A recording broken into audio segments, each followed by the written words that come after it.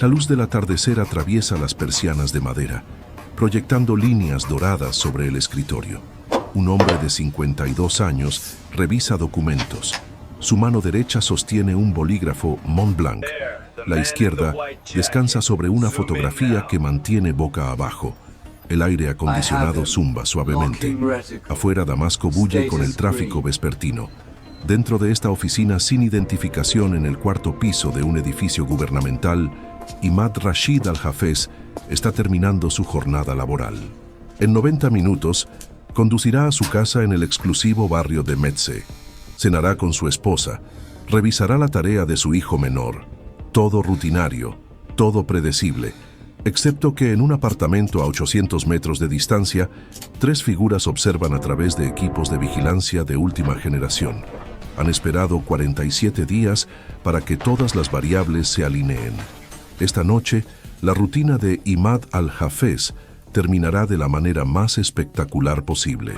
Su automóvil explotará en una bola de fuego tan intensa que los investigadores forenses necesitarán semanas para identificar los restos. Esta es la historia de cómo el Mossad persiguió durante 15 años al hombre apodado el Carnicero de Damasco, un arquitecto del terror responsable de diseñar los ataques más mortíferos contra civiles israelíes en 3 décadas. Un genio operacional que transformó atentados suicidas caóticos en armas de precisión quirúrgica. Y un fantasma que creía que la distancia de Damasco lo hacía intocable. Si quieres más historias sobre las operaciones más audaces del Mossad, las guerras invisibles libradas en las sombras y los métodos que usan los servicios de inteligencia para eliminar amenazas más allá de sus fronteras, suscríbete a este canal ahora. Activa la campanita de notificaciones porque lo que estás a punto de descubrir cambiará para siempre cómo ves el conflicto internacional.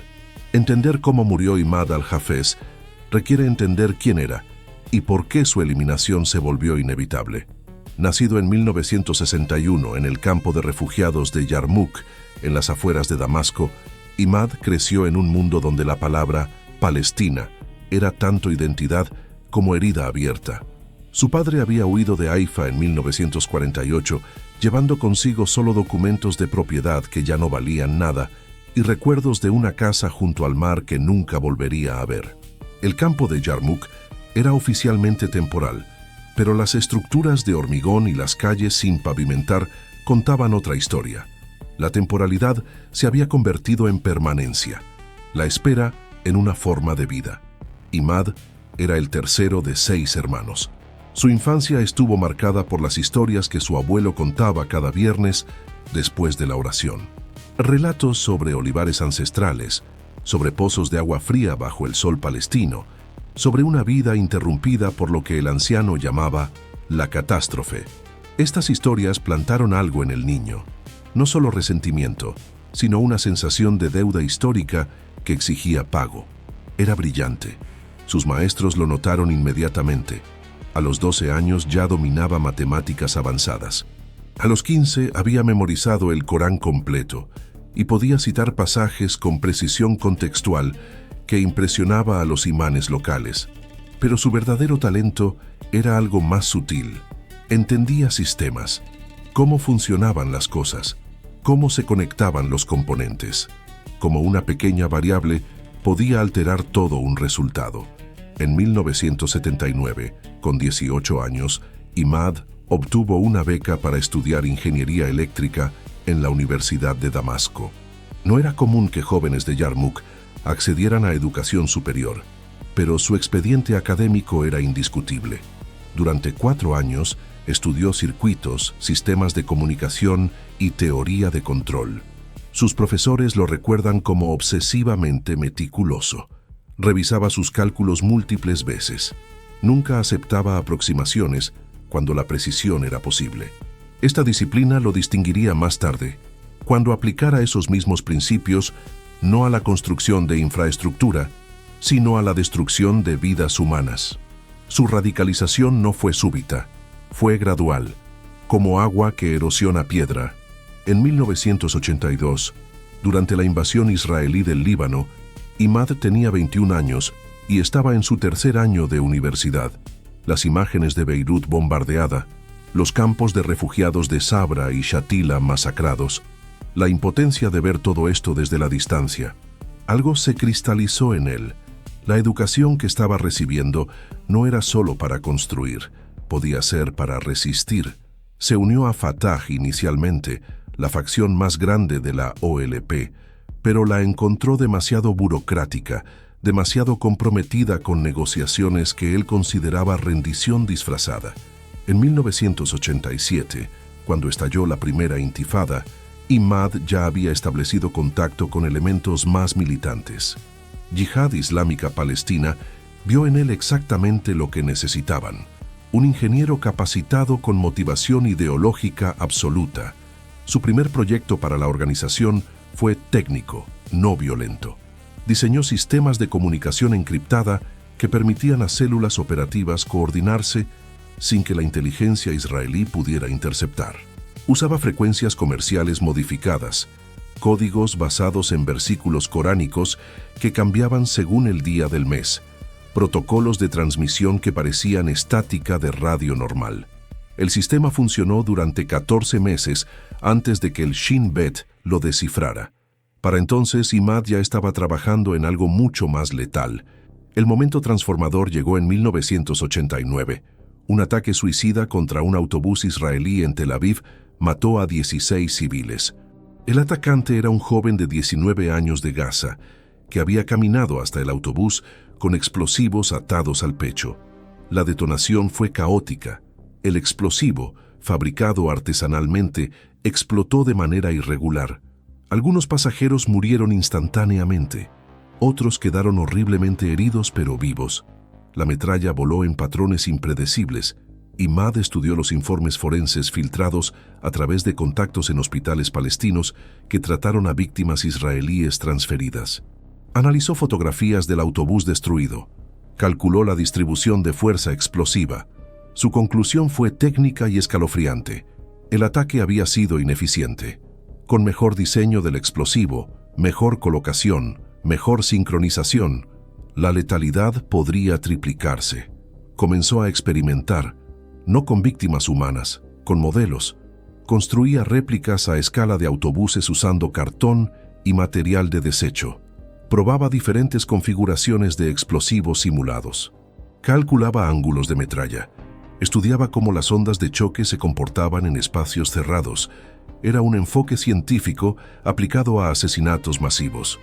En 1991, presentó a la dirigencia de Yihad Islámica un documento de 47 páginas titulado Maximización de efectividad operacional en acciones martiriales. El documento era una plantilla detallada para convertir atentados suicidas en armas de precisión. Especificaba tipo de explosivo óptimo para diferentes objetivos: autobuses, cafés, mercados. Colocación del material explosivo en el cuerpo del atacante para maximizar daño timing de detonación basado en densidad de población. Diseño de metralla para aumentar letalidad. Clavos, rodamientos de bolas, fragmentos de metal. Protocolos de reconocimiento previo para identificar objetivos de alto valor. La dirigencia quedó impresionada y horrorizada.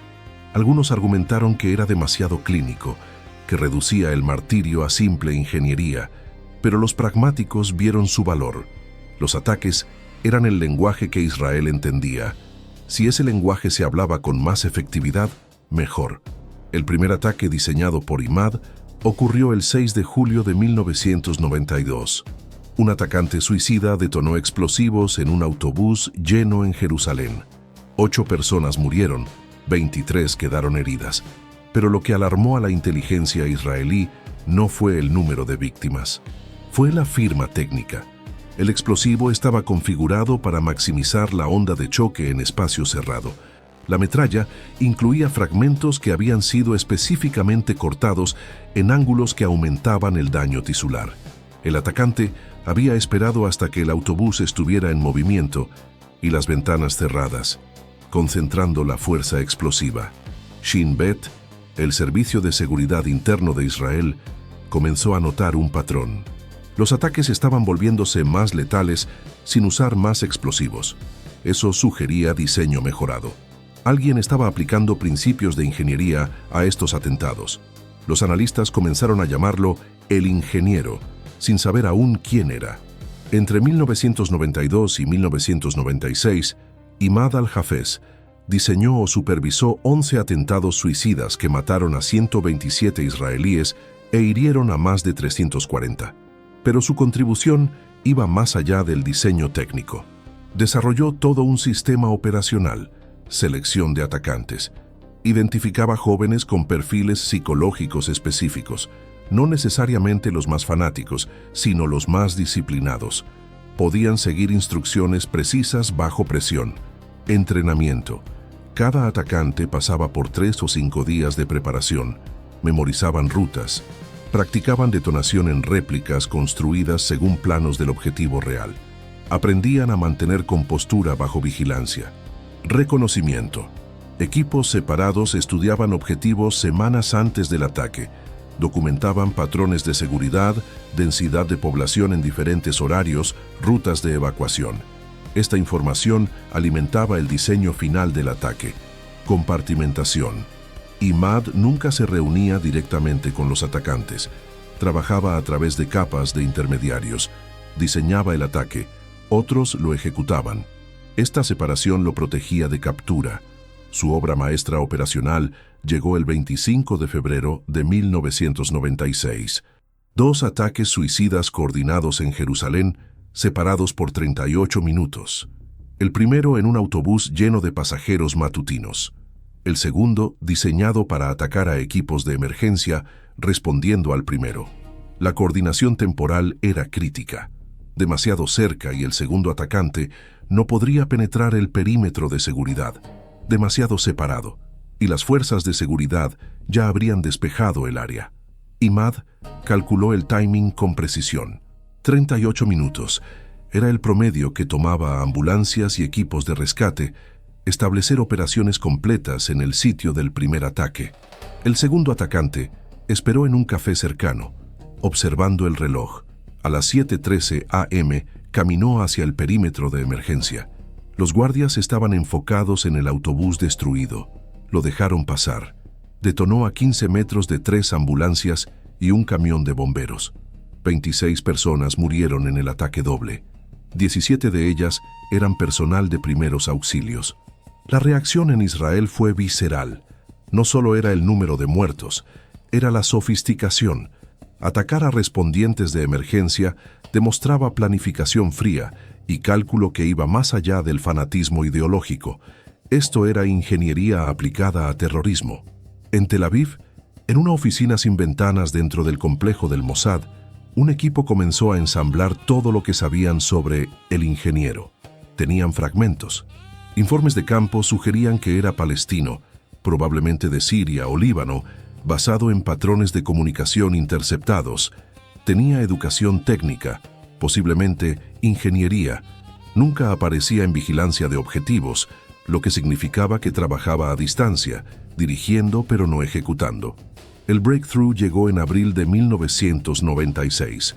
Un atacante suicida fue capturado antes de detonar cuando sus explosivos fallaron debido a un cable mal conectado. Durante el interrogatorio, mencionó que había sido entrenado en Damasco. Describió un hombre de mediana edad que hablaba con precisión técnica, dibujando diagramas detallados de circuitos de detonación. El atacante no sabía su nombre real, solo un nombre de guerra: Abu Khaled. Shin Bet pasó la información al Mossad. La División de Operaciones Especiales, responsable de acciones más allá de las fronteras de Israel, comenzó a construir un perfil. Cruzaron referencias con palestinos en Damasco, con formación en ingeniería. La lista tenía 73 nombres. La redujeron buscando patrones de viaje que coincidieran con timing de ataques. 12 nombres. La refinaron buscando asociaciones con yihad islámica. 3 nombres. Uno de esos nombres era Imad Rashid al-Hafez, nacido en Yarmouk, graduado en Ingeniería Eléctrica de la Universidad de Damasco en 1983, sin empleo oficial registrado desde 1988, conocidos vínculos con militancia palestina. Residente en Damasco, en una dirección que cambiaba frecuentemente. Los analistas del Mossad comenzaron vigilancia técnica. Interceptaron llamadas telefónicas usando tecnología de escucha satelital desarrollada específicamente para penetrar las redes de comunicación sirias. Una llamada de agosto de 1996 confirmó lo que sospechaban. Imad discutiendo con un asociado los proyectos recientes usando lenguaje codificado que claramente se refería a ataques. Mencionó ajustes en los diseños, después de que las entregas previas tuvieran problemas con temporizadores. Confirmación.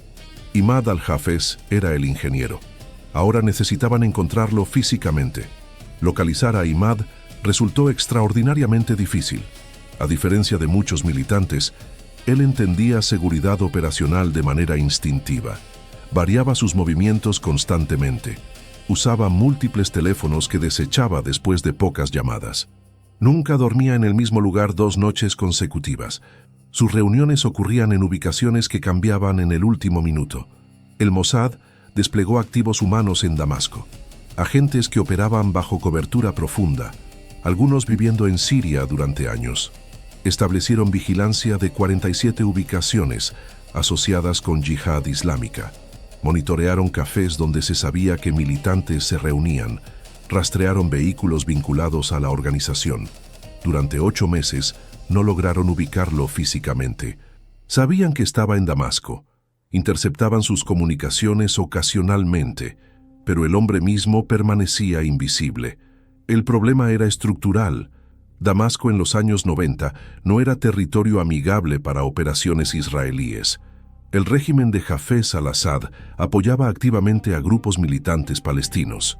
Los servicios de inteligencia sirios proporcionaban protección pasiva a través de no interferencia. No podían proteger activamente a cada militante, pero el ambiente general era hostil a presencia israelí. Cualquier operación en Damasco requería preparación extrema. A diferencia de ciudades europeas donde el Mossad operaba con relativa facilidad, Siria requería equipos más grandes, más tiempo de preparación, mayor riesgo. Una operación fallida podría desencadenar crisis diplomática o incluso confrontación militar. La frustración crecía. Cada nuevo ataque diseñado por Imad agregaba presión. En marzo de 1997, un atentado en un café de Tel Aviv mató a 3 personas. En julio, otro en un mercado de Jerusalén mató a 16. La firma técnica de Imad era inconfundible. Explosivos colocados para maximizar metralla. Timing calculado para capturar máxima densidad de población. Reconocimiento previo evidente en la selección del objetivo. El Gabinete de Seguridad israelí, dirigido entonces por el primer ministro Benjamin Netanyahu, autorizó recursos adicionales. La eliminación de Imad al-Hafez se convirtió en prioridad máxima. Pero incluso con recursos ilimitados, encontrar a un fantasma que se movía entre las sombras de Damasco era como buscar un grano específico de arena en el desierto. El breakthrough llegó de donde menos lo esperaban. No de vigilancia sofisticada ni de interceptación de comunicaciones, sino de la debilidad humana más básica, el amor. En octubre de 1997, agentes del Mossad identificaron a una mujer llamada Laila que frecuentaba una clínica médica en el barrio de Metzeh. Los registros de la clínica, obtenidos a través de un médico que trabajaba como activo del Mossad, mostraban que Laila visitaba regularmente para tratamiento prenatal. Estaba embarazada de 4 meses. Esto por sí solo no significaba nada. Pero análisis de registros telefónicos interceptados mostraron que Laila recibía llamadas de uno de los números asociados con Imad. Las llamadas eran breves, nunca más de 2 minutos, y usaban lenguaje cuidadoso. Pero la frecuencia era reveladora.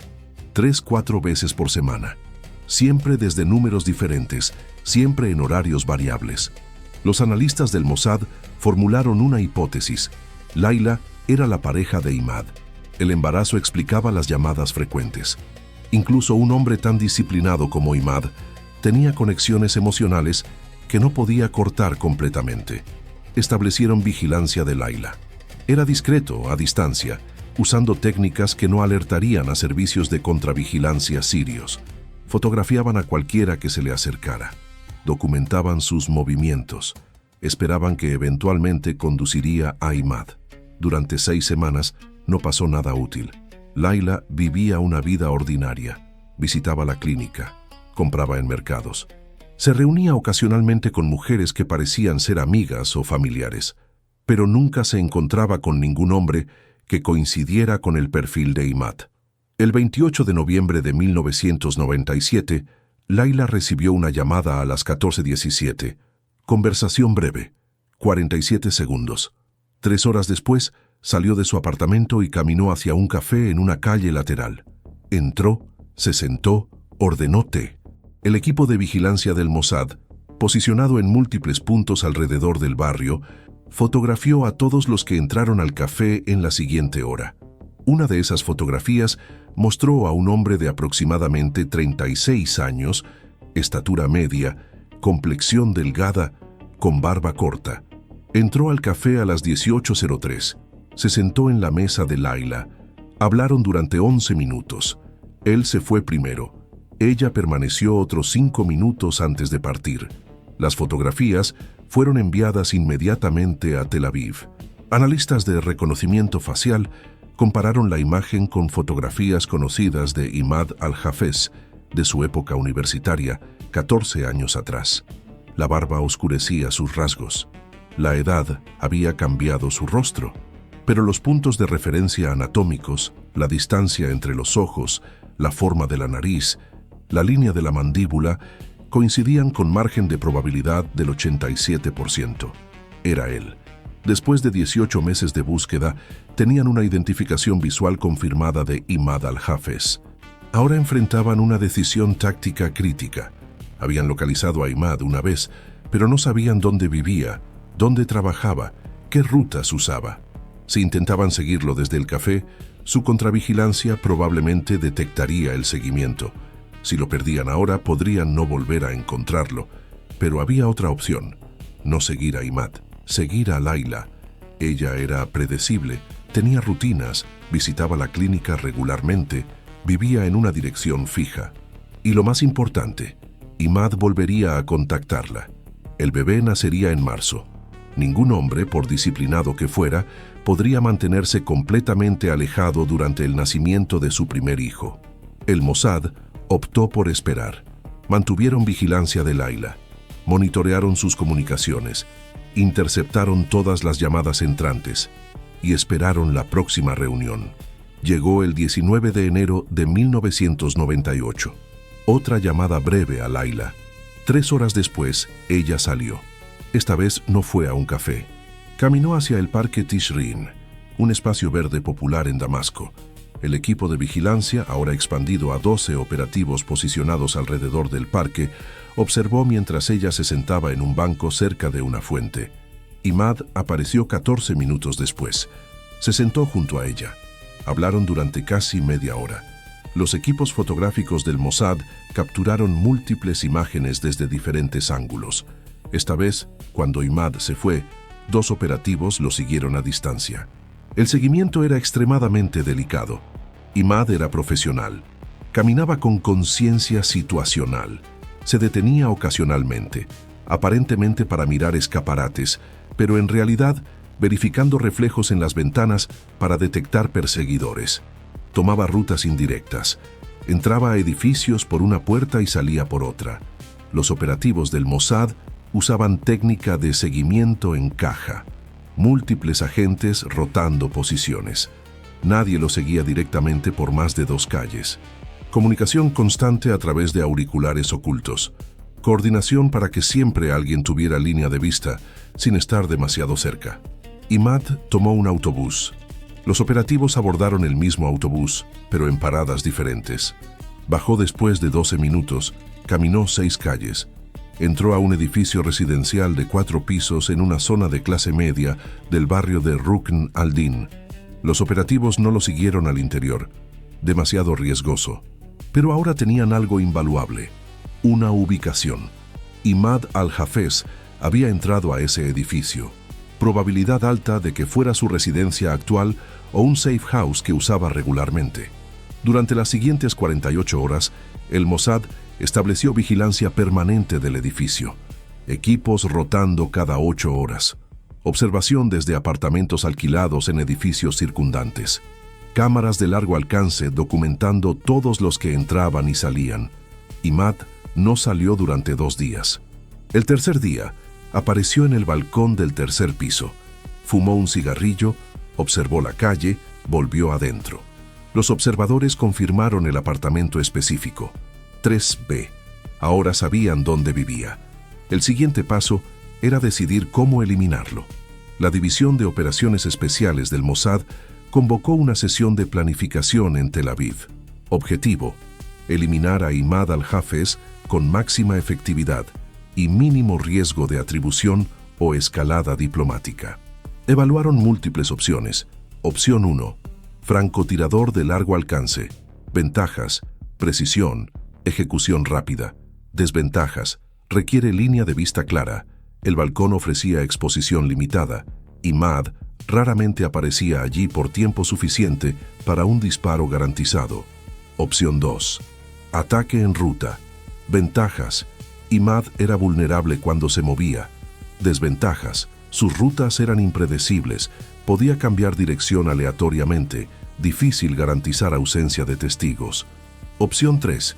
Infiltración en el apartamento. Ventajas: control del ambiente, múltiples métodos de ejecución disponibles. Desventajas: riesgo extremo para los operativos, probabilidad de confrontación, dificultad de extracción. Opción 4. Explosivo vehicular.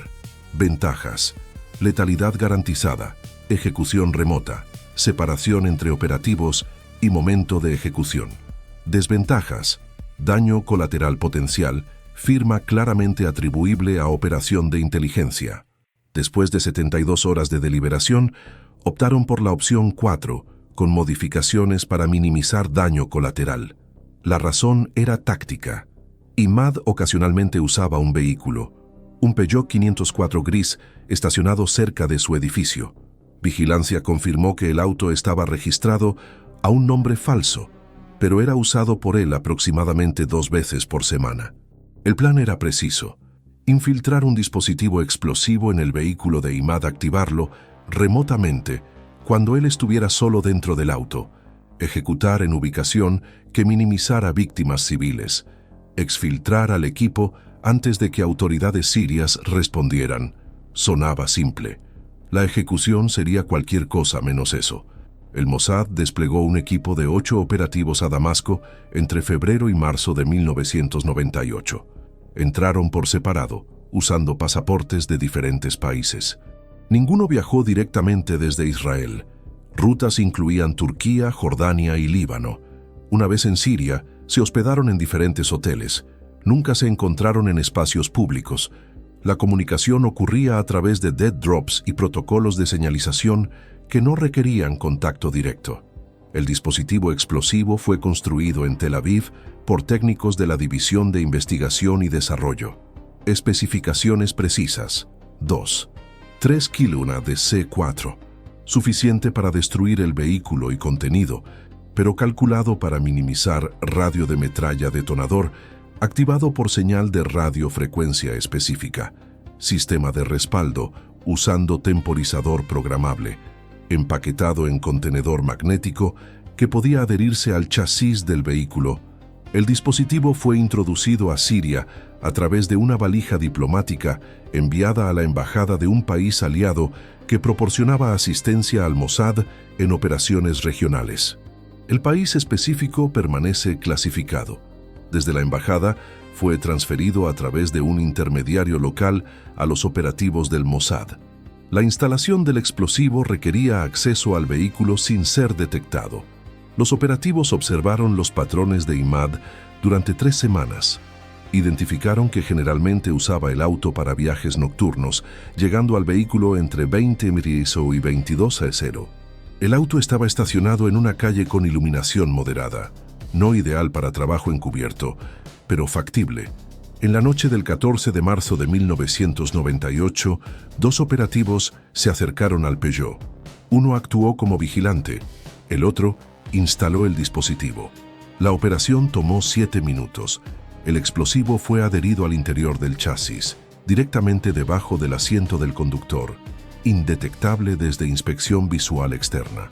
Solo un registro mecánico completo lo revelaría, y no había razón para que Imad sospechara algo que justificara ese nivel de inspección.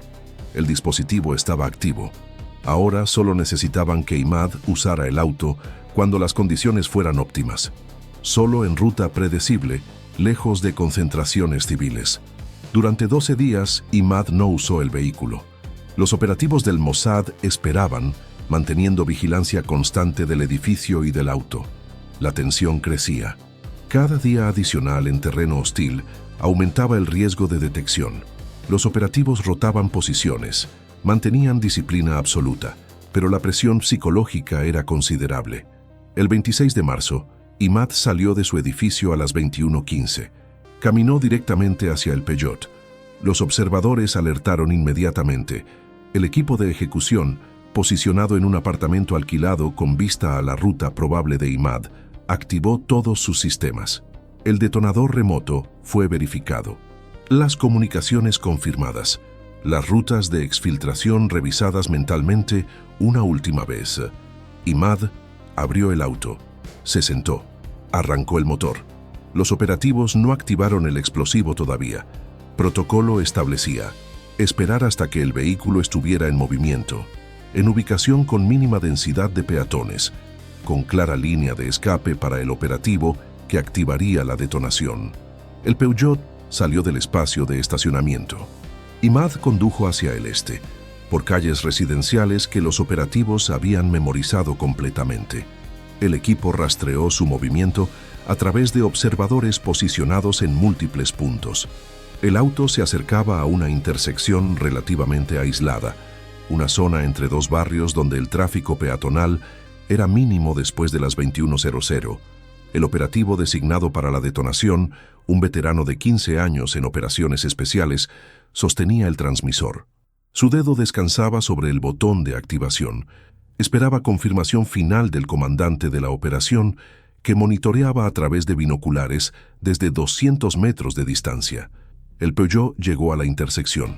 Solo había 2 peatones visibles, ambos a más de 40 metros de distancia. El momento era ahora. ¡Ejecutar! Vino la orden a través del auricular. El operativo presionó el botón. La explosión iluminó la noche de Damasco como un relámpago contenido. El C4 detonó con fuerza calculada, convirtiendo el interior del Peugeot en horno instantáneo.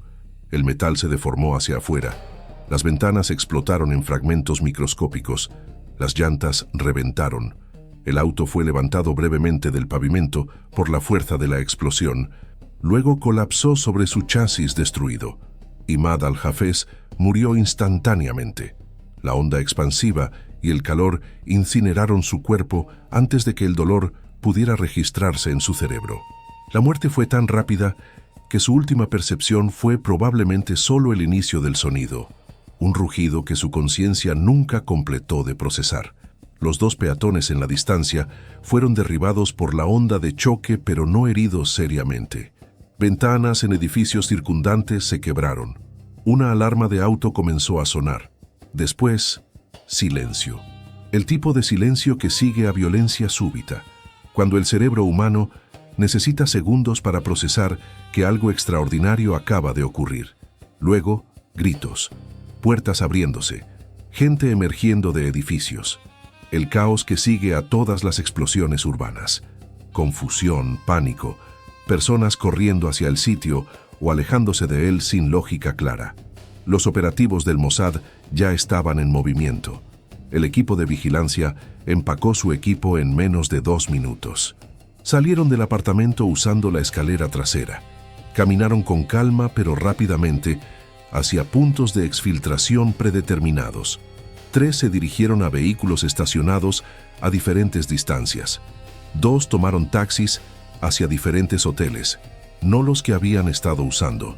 1 se dirigió a pie hacia un safe house en otro barrio. El comandante de la operación y el operativo que había presionado el botón de detonación caminaron juntos hacia un punto de encuentro donde un contacto local los recogería en un vehículo comercial sin marcas. Para las 22:00, Menos de 45 minutos después de la explosión, todos los operativos habían salido de la zona inmediata. Para las 23:30, 4 estaban camino fuera de Damasco por diferentes rutas. Para la medianoche, 2 habían cruzado al Líbano. Para las 03:00, los últimos 2 estaban en vuelos comerciales saliendo de Beirut hacia destinos europeos. La extracción fue tan precisa como la operación, sin contacto con autoridades, sin detecciones, sin evidencia física dejada en los apartamentos usados para vigilancia, que habían sido limpiados meticulosamente de cualquier rastro forense. Las autoridades sirias llegaron al sitio de la explosión en 11 minutos. Bomberos, policía, ambulancias. Pero no había nada que hacer por Imad. Su cuerpo estaba carbonizado más allá de reconocimiento inmediato. Solo el chasis del vehículo y partes de la matrícula permitirían eventualmente identificarlo. Los investigadores sirios reconstruyeron lo que había pasado con relativa rapidez. Explosivo colocado en el vehículo, detonado remotamente o por temporizador. Método profesional, trabajo de inteligencia. No un ataque aleatorio, sino ejecución dirigida. ¿Quién? La respuesta obvia era Israel. Imad al-Hafez, aunque su identidad pública era limitada, era conocido dentro de círculos de inteligencia como figura importante en Yihad Islámica Palestina. Su eliminación tenía todas las marcas de una operación del Mossad, pero no tenían prueba. No habían capturado a nadie. No habían recuperado evidencia que conectara específicamente a Israel. El dispositivo explosivo había sido completamente destruido en la detonación. No quedaban fragmentos útiles para análisis forense que pudieran rastrear su origen. El gobierno sirio emitió una declaración condenando el asesinato terrorista perpetrado por entidades extranjeras, sin nombrar específicamente a Israel. Prometieron investigación completa, pero la declaración era mayormente performativa. Sabían quién lo había hecho. Israel sabía que ellos sabían, pero sin prueba, sin operativos capturados, sin rastro físico, no había base para escalada oficial. Dentro de Yihad Islámica, la reacción fue de shock y rabia. Imad había sido considerado intocable. Vivía en Damasco, territorio supuestamente seguro. Operaba con máxima cautela, y aún así había sido alcanzado. El mensaje era claro. Nadie estaba fuera del alcance de Israel. La distancia no era protección. La disciplina operacional no era suficiente.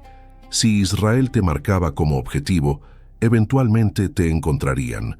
La organización prometió venganza, pero la pérdida de Imad era devastadora operacionalmente. Su conocimiento técnico no era fácilmente reemplazable. Los ataques que siguieron en los meses posteriores fueron notablemente menos sofisticados. Explosivos mal configurados, timing pobre, selección de objetivos menos efectiva. La diferencia entre diseños de aficionado y trabajo de ingeniero era inmediatamente evidente. Para Israel, la operación fue considerada éxito completo. Objetivo eliminado. Equipo extraído sin bajas. Sin complicaciones diplomáticas graves. Los analistas estimaron que la eliminación de Imad al-Hafez previno potencialmente decenas de ataques futuros y salvó incontables vidas israelíes, pero había costos que no aparecían en reportes operacionales.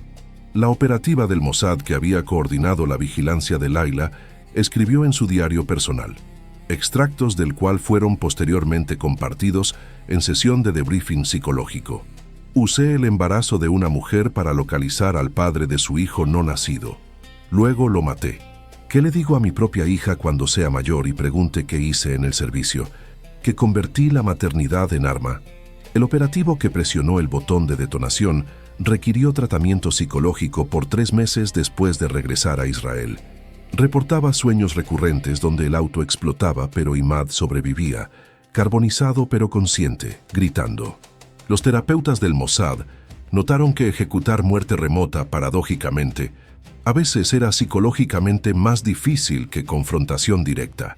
La distancia permitía reflexión. Reflexión traía duda. Duda traía culpa. Para Laila, la noticia de la muerte de Imad llegó a través de conocidos mutuos. El bebé nació 2 semanas después. Un niño, sin padre. Ella nunca supo que su embarazo había sido la vulnerabilidad que condujo a su muerte. Nunca supo que la vigilancia israelí había documentado cada visita a la clínica, cada caminata al mercado, cada llamada telefónica. La moralidad de la operación, como todas las operaciones de asesinato dirigido, permanece contestada. ¿Era Imad al-Hafez un combatiente legítimo cuya eliminación estaba justificada bajo las leyes de guerra? ¿O era un civil por criminales que fueran sus acciones, cuya ejecución sin juicio violaba principios legales fundamentales? Una perspectiva argumenta pragmatismo. Imad diseñaba ataques que mataban civiles inocentes. Sus obras asesinaron a más de 127 personas. No había forma legal de arrestarlo en Siria. La eliminación preventiva salvó vidas futuras. Bajo este marco, era operación de defensa legítima. Otra perspectiva argumenta precedente peligroso. Si cada nación decide unilateralmente quién merece ejecución extrajudicial en territorio extranjero, el orden internacional, basado en soberanía y debido proceso, colapsa. Hoy Israel ejecuta a Imad en Damasco. Mañana otro país ejecuta a alguien en Tel Aviv usando la misma lógica. No hay resolución clara. Solo la realidad de un hombre muerto en una explosión que iluminó la noche de Damasco por 3 segundos y las ondas de consecuencia que continuaron expandiéndose mucho después de que el fuego se extinguiera. La eliminación de Imad al-Hafez en marzo de 1998 se convirtió en estudio de caso en escuelas de inteligencia mundialmente, no por su ejecución técnica, aunque esa fue impecable, sino por demostrar que incluso en ambiente hostil, con objetivo altamente consciente de seguridad, paciencia y metodología sistemática, eventualmente crean oportunidad. Los 15 años entre los primeros ataques diseñados por Imad y su muerte fueron periodo de aprendizaje para ambos lados. Él aprendió a operar en sombras, a compartimentar información, a minimizar exposición. Israel aprendió que eliminar tales objetivos requería no solo capacidad técnica, sino comprensión profunda de psicología humana y voluntad de explotar las pocas conexiones emocionales que incluso los operativos más disciplinados mantienen. Para familias de víctimas de los ataques diseñados por Imad, su muerte proporcionó algo parecido a cierre. No traía de regreso a los muertos, pero confirmaba que los responsables eventualmente enfrentaban consecuencias. El mensaje era importante psicológicamente para una sociedad que había soportado ola tras ola de ataques terroristas.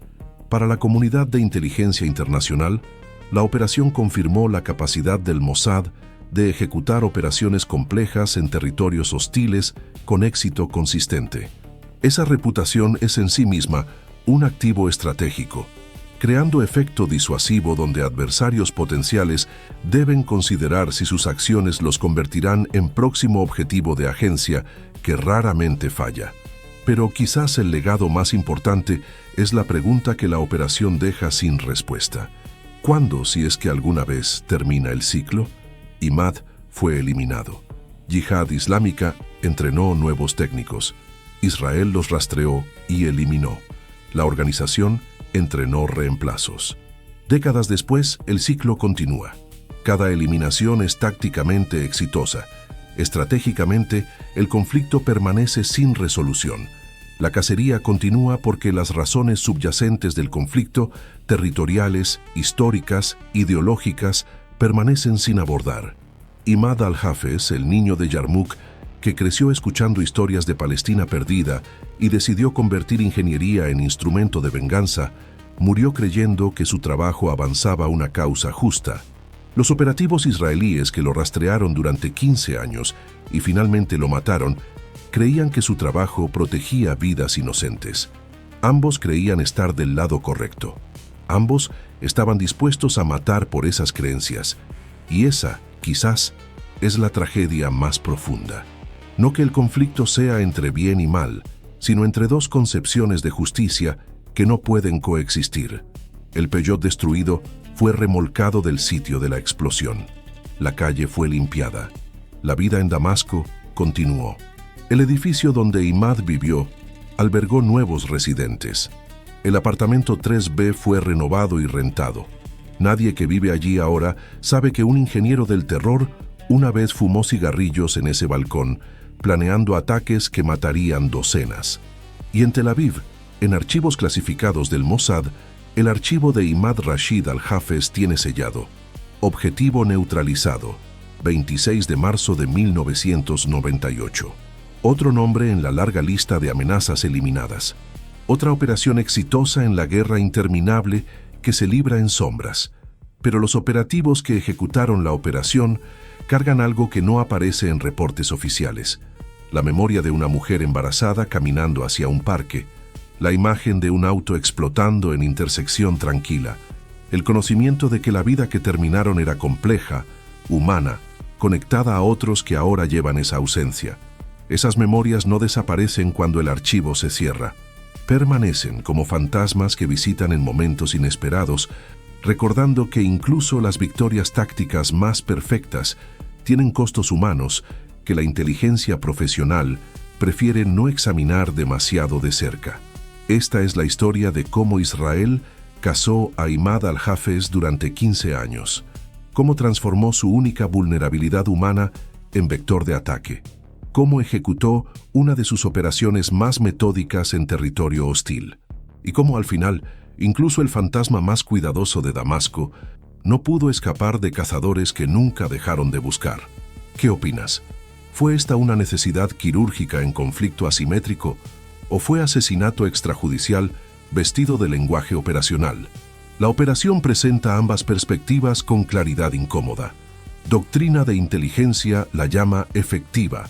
Marcos de derechos humanos la llaman ejecución extrajudicial. Ambas evaluaciones son factualmente precisas. Deja tu perspectiva en los comentarios.